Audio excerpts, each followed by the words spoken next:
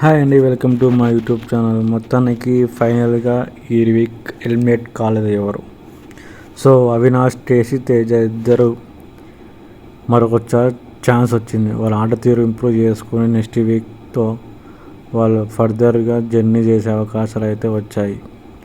So Nabeel ద్వారా వీళ్ళిద్దరికి మంచి అవకాశం వచ్చింది.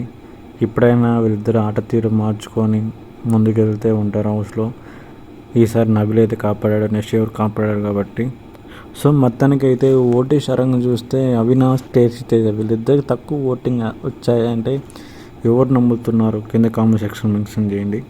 నేనైతే నమ్మట్లేదు. టేసి, తేజ బాగా ఓటింగ్ వచ్చింది, అవినాష్కి బాగా ఓటింగ్ వచ్చింది. అసలు ఓటింగ్ రాని ఎవరంటే తన పేరు ఏం పేరు విష్ణుప్రియ, పృథ్వీరాజు, యష్మి వీళ్ళు ముగ్గురు ఉండాల్సింది. కానీ ఎందుకు సడన్గా వీళ్ళిద్దరిని టాప్ కంటెస్టెంట్స్ని పెట్టారా అర్థం కావట్లేదు. ఇదంతా చూస్తుంటే కొంచెం ఫేక్ అనిపిస్తుంది. బట్ ఎనీహౌ నబీల్ ద్వారా వీళ్ళిద్దరు అయితే సేవ్ అయ్యారు. సో ఈ వీక్ అయితే ఎవరు ఎలిమినేట్ కాలేదు. సో నెక్స్ట్ వీక్ అయినా ఆట ఇంప్రూవ్ చేసుకొని టేసి, తేజ, అవినాష్ బాగా ఆడి టాప్ 5లో ఉంటారని ఆశిస్తున్నాం. సో ఎంతమందికి ఈ ఎలిమినేషన్ ప్రక్రియ కరెక్ట్ అనుకుంటున్నారు కింద కామెంట్ సెక్షన్ మెన్షన్ చేయండి. సో మొత్తానికైతే నా వీడియోస్ అన్నీ చూడండి. నా వీడియో నచ్చితే లైక్ చేయండి. ఫైనల్గా ఎవరైతే ఈ వీక్ ఎలిమినేట్ కాలేదు.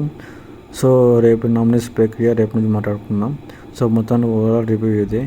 నా వీడియో నచ్చితే లైక్ చేయండి. Thank you very much.